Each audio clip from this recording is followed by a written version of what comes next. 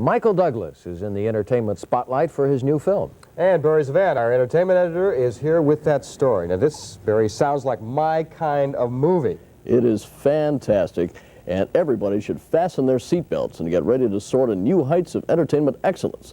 The vehicle that will take you there is Romancing the Stone. The minimum price for taking a stranded woman to a telephone was $400. $375 in traveler's checks? Got a deal. A famous romance novel writer goes to South America to save her kidnapped sister. The ransom she carries is a map which leads to buried treasure, an emerald the size of a... I'm telling you, this turned out to be one hell of a morning. And that's only the beginning. The adventures they encounter consistently throughout the film offer countless surprises from the very beginning to the very end. Which way do we go? Follow that stone. Good advice. Anyone who follows that stone will have the time of their lives. Day before yesterday in Chicago, I asked Michael Douglas about his departure from heavy drama to comedy. I mean, that's me. I'm a very sick young man. I can't help that. Romancing the Stone was a 5.5-year project for Douglas, who is also the film's producer. The romance has been an exhausting one. Believe me, Barry, after Romancing the Stone opens, I'm going to take a nice, long vacation. Couple of years? A couple of years, if I can afford it, believe me. This is Kathleen Turner's third film, following roles in Body Heat and The Man with Two Brains. She told me that the entire cast enjoyed the mischief of Romancing the Stone. We're all kind of sick sometimes, you know, so it was really fun. And that totally describes it. Really fun, the most I've had in years. Actor Danny DeVito has some brilliant moments, and director Robert Zemeckis has created near perfection, counterbalancing high adventure and high comedy. There is not only a surprise ending, but also a surprise beginning. This is a major, important film for anyone who really wants to escape and have genuine fun at a movie. It's as though your eyebrows are going to get some exercise tonight. Oh boy, lots. Yeah, 3 million. All the way? Yeah, I can't wait to see it again. Okay, thanks, Bert. You bet. Nearly. It's Friday, and as always, there are plenty of movies to check up on, and entertainment editor Barry ZeVan is here with his quickies. I'll try and get to them quickly.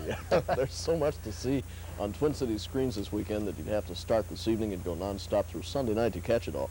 Most of it worthwhile. In addition to 3 eyebrow winners like Splash, Footloose, Terms of Endearment, and The Dresser, there are some new entries which could knock your socks off. Here are some of them. What's your name? I'm Joe Wilder. Joan Wilder. Welcome to Columbia.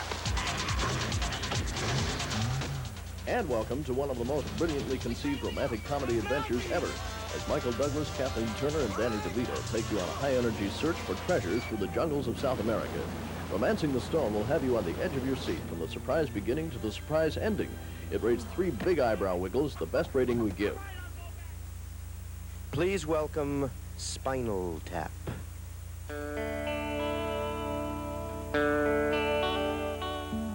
Including the Dick Clark imitation, another 3 eyebrower is This Is Spinal Tap, a mostly ad-lib but reverent spoof of British 60s rock groups, featuring Rob Reiner as one of the fertile minds behind this satire. It'll delight all Beatles, Stones, and Herman's Hermits fans.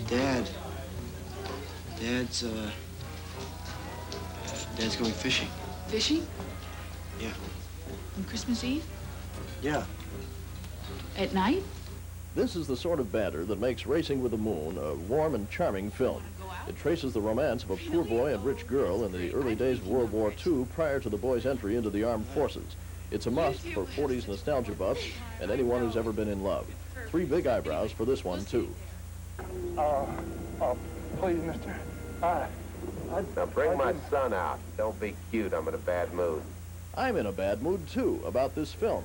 It could have been more, but James Garner underplays his role as a likable Army sergeant bent on rescuing his son from unjustified imprisonment in a small southern jail. Shirley Jones swearing? You'll hear it in Tank, and you'll see only 2 eyebrows for this one. Not to be overlooked is a tender father-son relationship in Misunderstood, starring Gene Hackman and Henry Thomas of E.T. fame. This is a 10 Kleenex box movie. Rip Torn is also excellent in this film for every parent who doesn't have time for the kids. The Minneapolis Institute of Arts, by the way, is showing unusual but excellent examples of independent filmmakers' works through April, worth checking out. And now it's time for me to check out for this week, except to say the Police Academy, another funny one, is co-written by Pat Proft from Minneapolis. A Minneapolitan. You bet. Okay, and go see that too? Oh, definitely. Thank you, Bert. In